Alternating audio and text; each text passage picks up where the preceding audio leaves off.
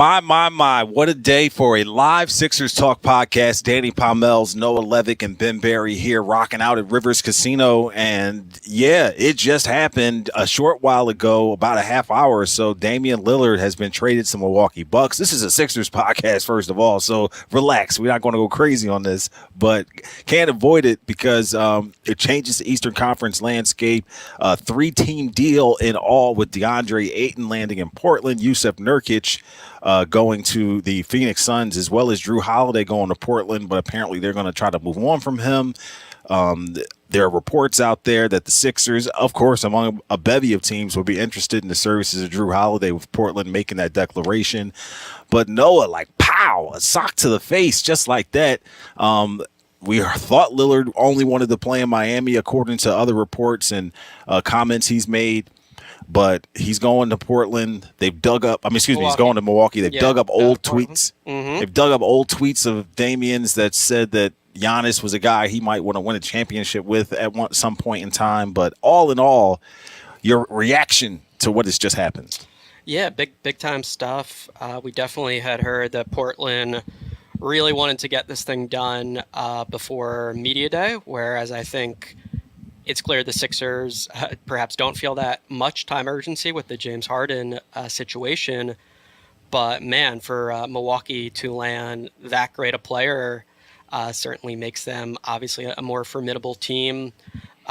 Gave up some pieces, as you'd expect. Drew Holiday, clearly very valuable for them.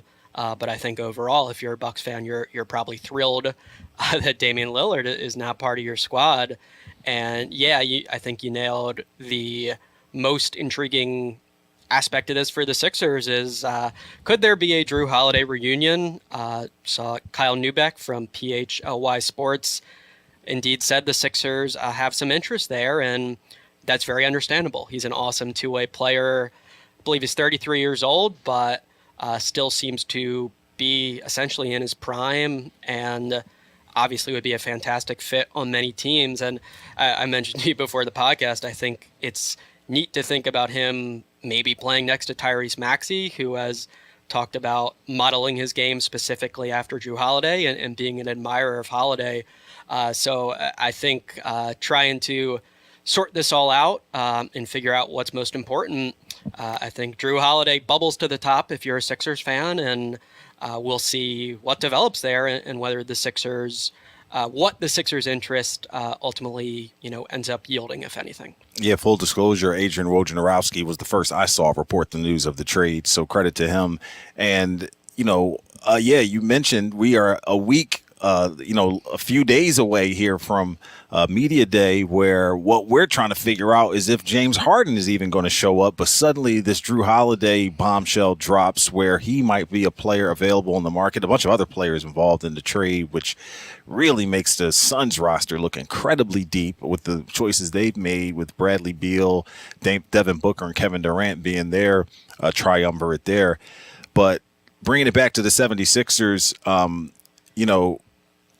I think the great thing about it, when you think about it, is that there probably wouldn't have to be, if Drew Holiday turns out to be a player the Sixers are going after, like Kyle Neubeck reported, that because of the dollar value of the contracts, maybe the Sixers won't have to come up off of as much and upgrade a lot with Drew Holiday, because, I know Harden makes less than Drew at this point, but the dollar value isn't that far off where what the Sixers would have to include wouldn't be as high that they would have to include maybe a trade for another player with Harden included.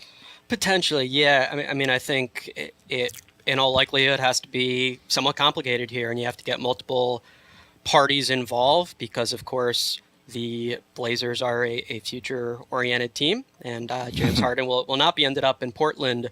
And the Sixers, as we've talked about a bunch, just don't have much to offer in terms of quote-unquote future assets. I think Tyrese Maxey has long been the obvious number one name under that general umbrella, but the Sixers have, of course, been really determined that they love him and see him in this jersey for many years to come. So, yeah, maybe Daryl Morey and the Sixers can cook something up and find a way to get Holiday here. But I think regardless, just the on-court fit a lot of teams are going to feel really good about that when they picture Drew Holiday and the idea of adding him. It is notable, I think, as well that he has a player option after this season for, I believe, $37.4 million. So, of course, as we talked about on last podcast, the Sixers up until now have been open about this plan to preserve cap space and have a lot of that to, be an attractive, item for free agents next offseason. I think, of course, if you trade for Drew Holiday, that changes because of the likelihood that he says yes to that option and is under a contract for a considerable sum next season. But look, we've talked about Joel Embiid's prime, the desire and obligation to maximize it. And I think it's just logical whenever there's a big name on the market that the Sixers should see what is viable. And we know that's Daryl Morey's MO anyway. So no surprise to hear this report that the Sixers are apparently in the holiday mix. And also, to your point, something we discussed, off camera before the podcast, you talk about them being in a mix if there's a big name on the market.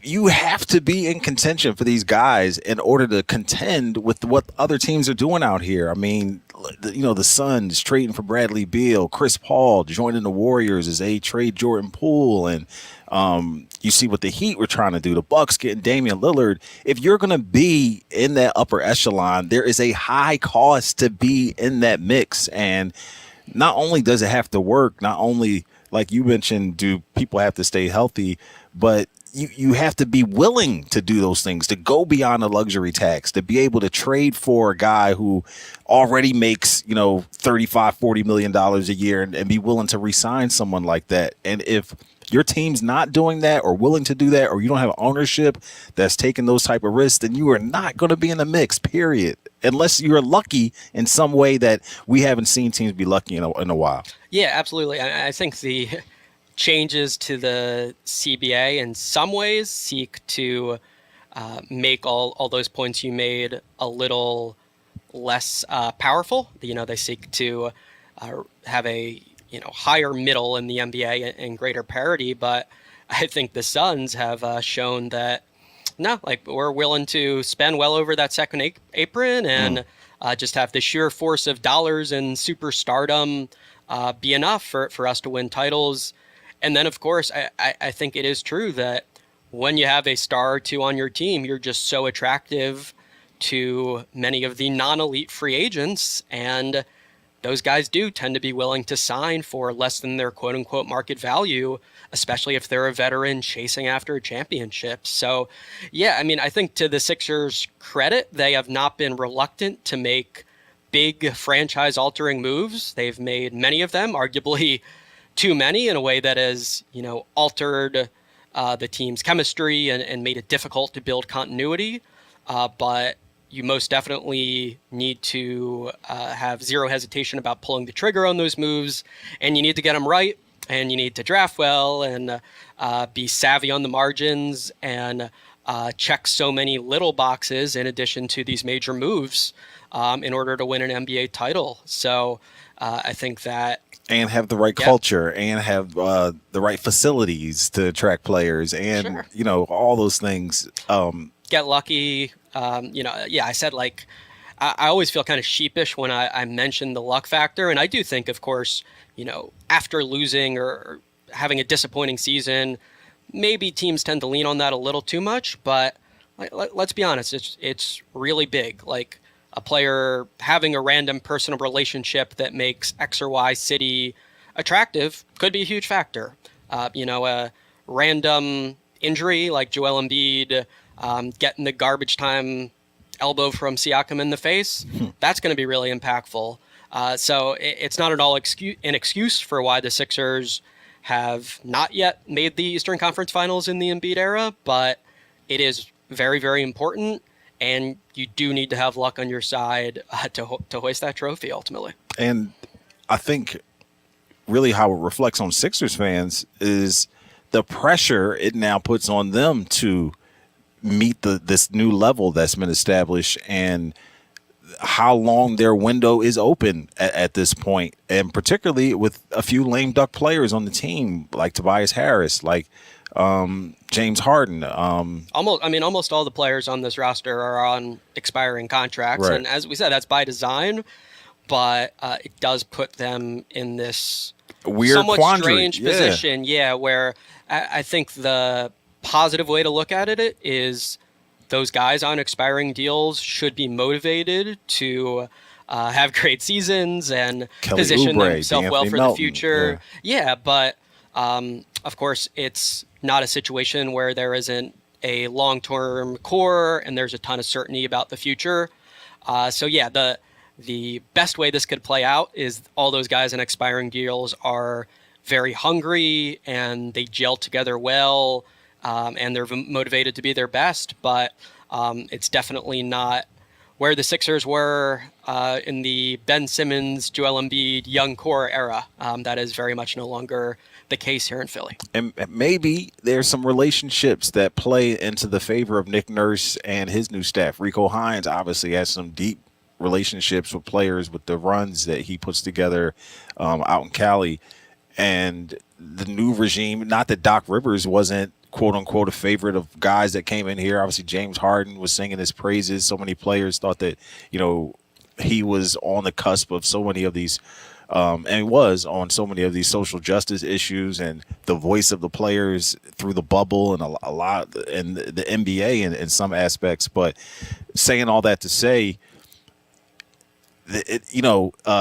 one of my favorite shows is Game of Thrones, and one of the characters, Littlefinger, has a famous quote: "Chaos is a ladder." So maybe in this chaos and there's all this juxtaposition and teams moving around and maybe value changing upon what teams want and what they think players are worth, the Sixers can swoop in and make an unexpected move or a trade that hadn't quite materialized last week, but. The rubber's about to meet the road here with training camp starting next week. Right. If they do land, a big fish in Holiday, or, that would be the major storyline of training camp for sure. And I think it would be a challenge for Nurse, but I imagine having a player of that caliber is something or welcome. A new player rather than a guy who doesn't want to be here, like period. Absolutely. Like trying to convince Harden to get on board rather than a guy who's like, all right, well, it's a change of scenery and I want to start new and try to contribute. And of course, if we're doing the Drew Holiday, James Harden comparison sort of game, Holiday does have that NBA title and that deep playoff success that James Harden has noticeably lacking on the resume.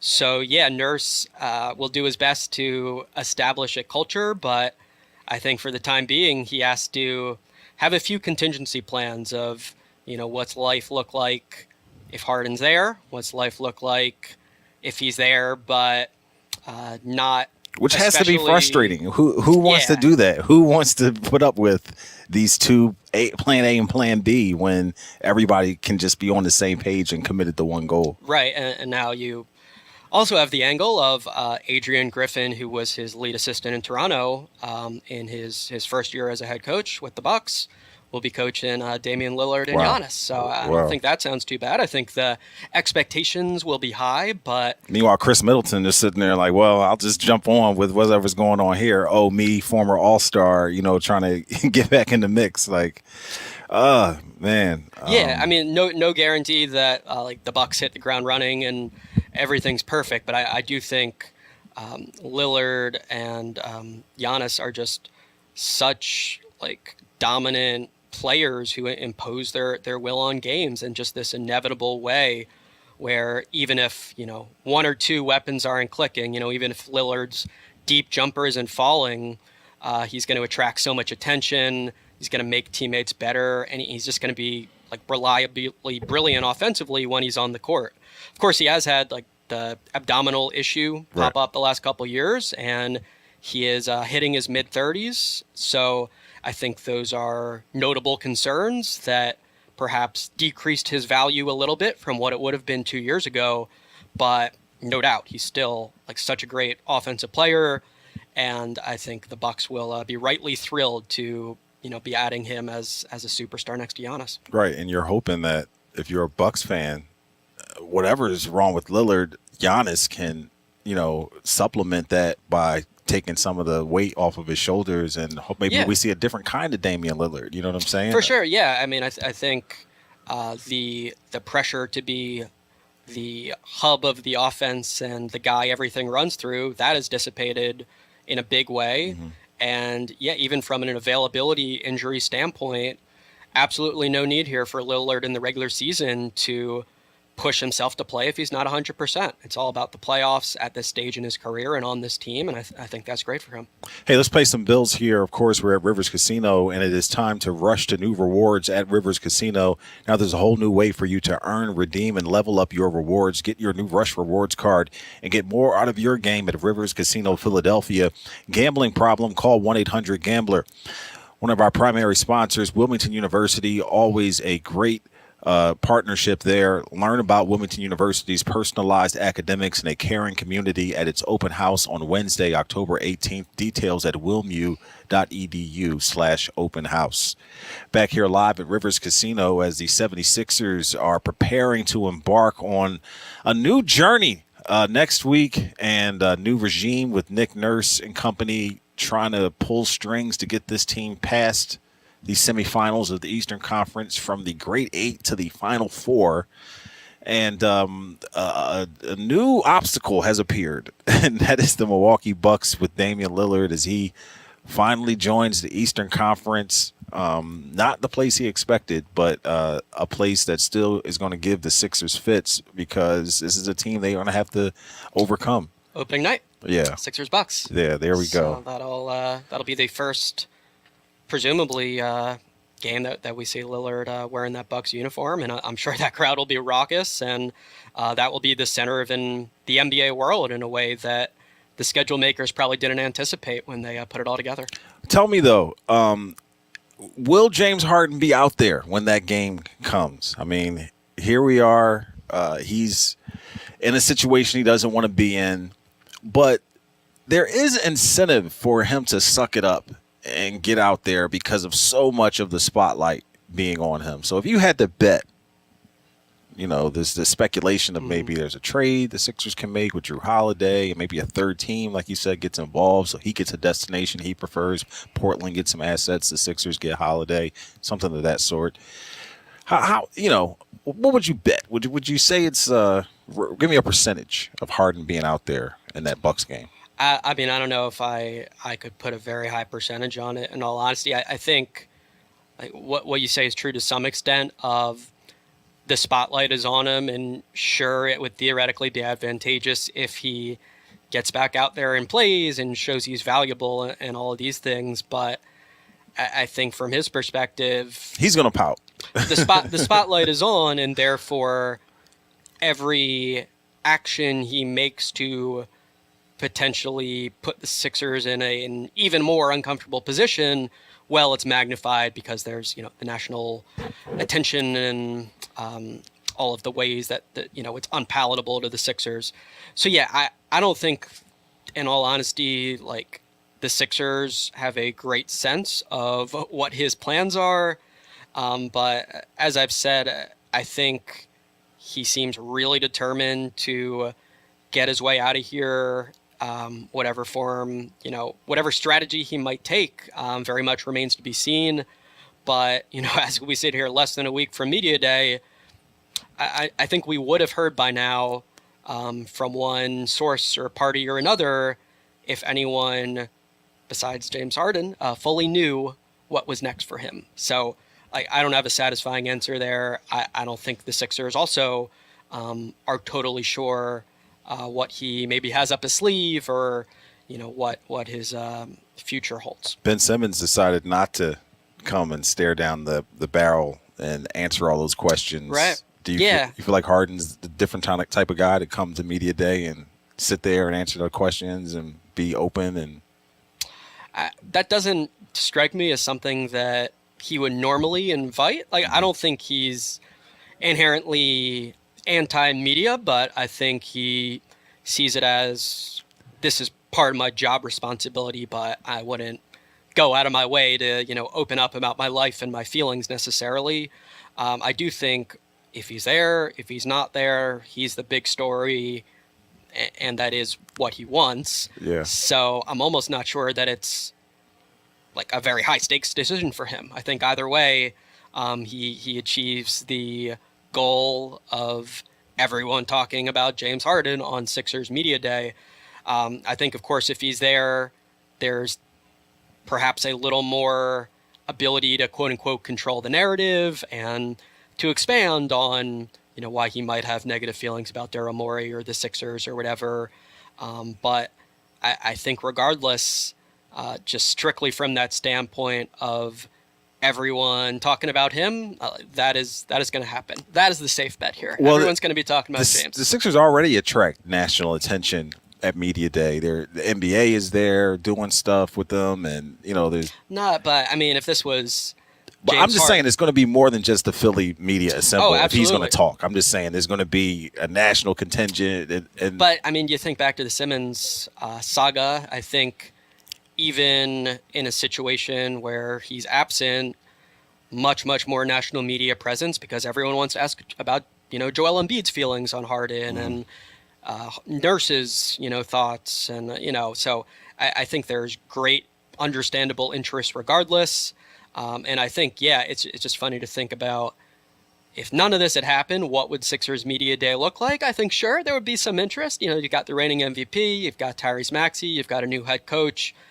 But I think it would feel like a rather routine media day where players are actually talking mostly about the season ahead and the new system of their head coach and these sort of topics. Yeah. And I think being realistic and also using the Simmons precedent as a blue point, like those are not going to be popular questions. I think James Harden is going to be the large percentage of questions, whether he is present or absent. And like I said, like if I knew or if anyone credible had a good idea whether he'd be there, we'd absolutely be talking about that. But that is not the case. Yeah. So we wait and see. I just don't even know why he would want to stare down all the media there and answer those questions or even go no comment for however long when I don't know if that's going to benefit him to show up and do that. That's a good point. Yeah, because just thinking of it through this lens of discomfort, I think that perhaps shifts him into a little more of an uncomfortable position. It just feels awkward thinking about it right now. It's just, there's an awkwardness. And sure, he has the ability to take flippant stance to a question that he doesn't like or to ignore the questions and only say what he wants to say. But there is an inherent like social... Both teams play hard. Yeah, something's like socially uncomfortable, I think, for the average person about like, I'm just here so I won't get fined. Yeah. I mean, that's an option for sure. And everyone would be talking about that sort of route. Right. But he does not need to say a word for everyone to be writing about James Harden, and it's purely, crazy. Yeah, this team has the former MVP. I mean, the reigning MVP is what I'm trying to say. We're not even talking about that whole fact. It's more about what Harden's going to do. Is he going to stay? Is he going to be traded? What's going to happen next? Yeah, I mean, Joel Embiid will be the number 2, subject that folks care about. I think he has already spoken to Rachel Nichols about wanting James Harden to be back, hoping that that's viable, but nevertheless. I sense some charisma from him, though. Something charismatic will come out of Joel's mouth that will, change the atmosphere of the room a little bit, maybe, if he comes out and says something,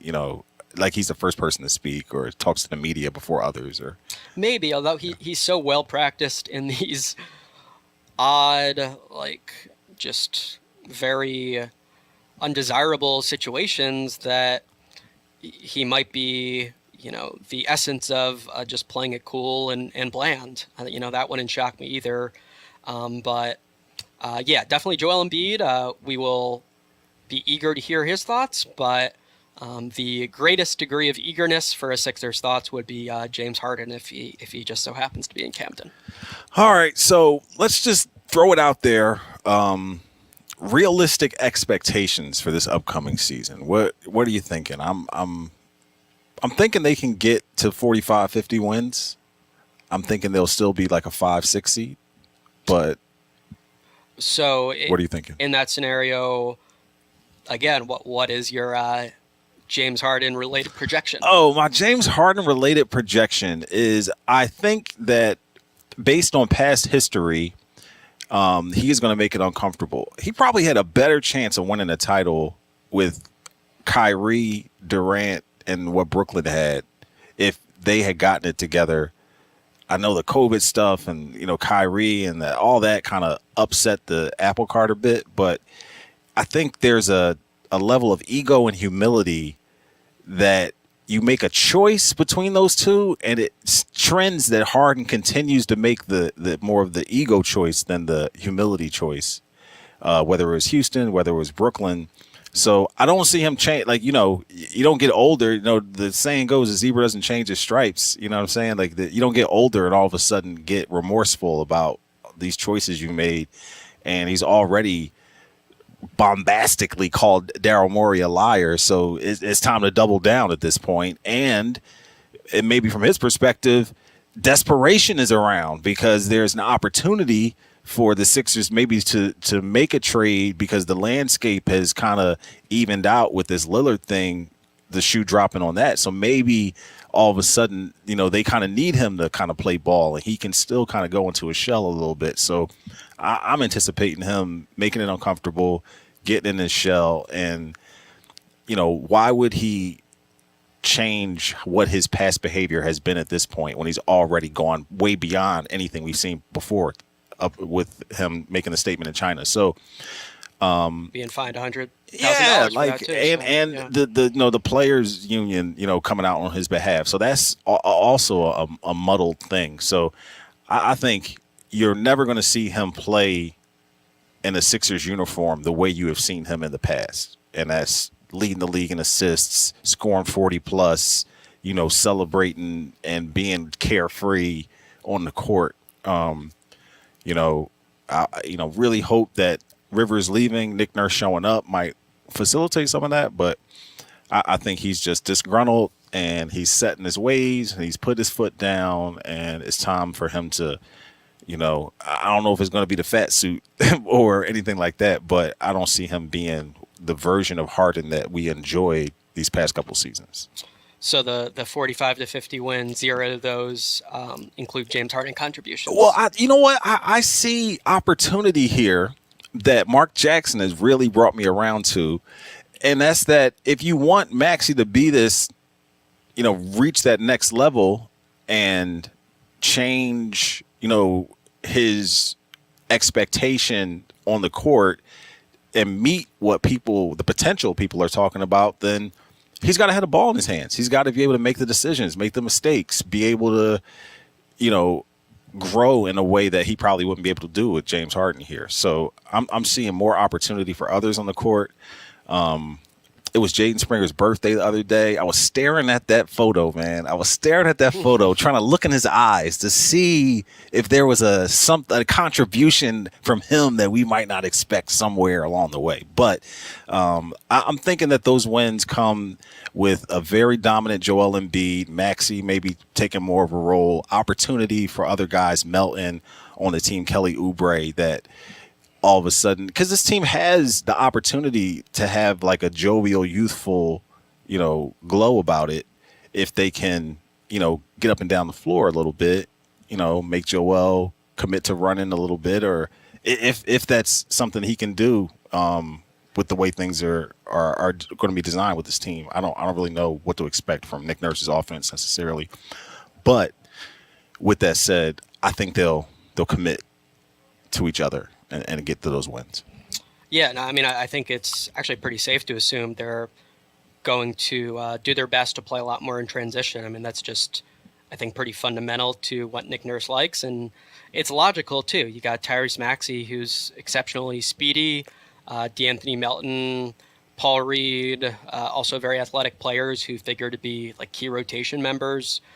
I mean, I think it's going to be like a very important year for Melton, as we've talked about with the contract. And honestly, I expect him to thrive and I think be a big piece for the Sixers, especially in a James Harden-less world. So, yeah, no, I mean, I think your expectations are reasonable. I hesitate to even like lay out something that specific, just without knowing Yeah. whether the superstar trade is going to happen before the season starts or not. But certainly in a world where like Harden is not a Sixer and either a trade doesn't happen for a long time or the trade isn't that great on the Sixers end, then I think your expectations are about where I'd land as well. I do think there are scenarios where it can be a little better than that for the Sixers. I think obviously it's like contingent on a Maxey leap, contingent on Melton at age 25 taking another step forward, on Harris, filling a slightly different role here perhaps, on Paul Reed, excelling in a lot more minutes.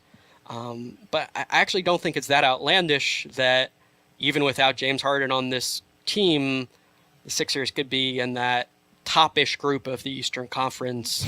But a lot needs to go right for them. Yeah. But, look, they do have the MVP, and I think there are a lot of positives here in terms of what this team could look like playing a, reinvigorated, faster, more diverse style of basketball. But, yeah, certainly I think any fan who's expecting them to be top 2 in the East, as some correctly were last year, not on the same page with that. Yeah. I think that does not look like the most likely way this plays out for the Sixers. But I do think we're at a point now where there are so many possibilities because of the Harden mess. There's the scenario where he decides he does want back in and he's still very, very good. Again, I don't think many of us consider that probable. There's the scenario where he's traded soon and it's a good trade. He's traded soon and it's just so many degrees, factors to sort through. But to me, I think you're on point with the way that this will probably look in a James Harden-less situation for this year. The Sixers, they're prisoners of expectation. It's just they've been so close theoretically on paper of being of the upper echelon and a conference finals team, an NBA finals team, but have never met those expectations. So you go in thinking that maybe there's a retooled version that's going to finally meet those expectations, but this isn't that version. Particularly, like I said earlier, they're not one of those teams making these blockbuster moves right now and aren't as stacked as these other squads are in the NBA who are making these moves or have the ownership that's willing to commit the dollars to be able to compete for these free agents or re-sign these guys at these incredible contracts. So, yeah, I think a lot hinges on Tyrese Maxey. Right now, we think of the Sixers as very much a one-star team with James Harden not on it.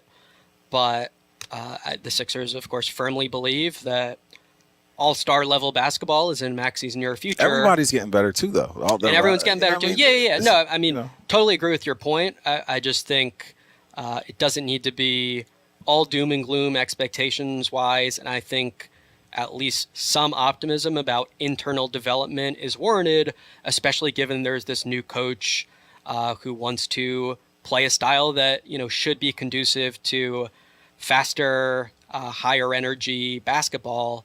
But certainly, analyzing it strictly from the standpoint of championship odds, the Sixers have not improved those this offseason.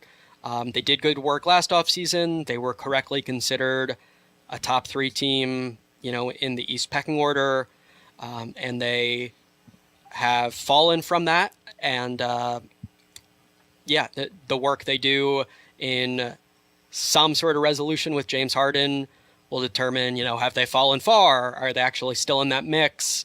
All of these very important questions that remain unanswered. Yeah. Man, that was like the back of Ben Barry's neck, a chunky podcast, because we had a lot of topics and a lot of different points about NBA stuff. I'm number one, according to Ben Barry. I am number one. Hey, we love you guys for tuning in and checking us out here on the Sixers Talk podcast. Very much fun doing this, especially at Rivers Casino. For our producer extraordinaire, Ben Barry, and for Noah Levick, I'm Danny Pommells. We will see you next time on the Sixers Talk podcast. Bye.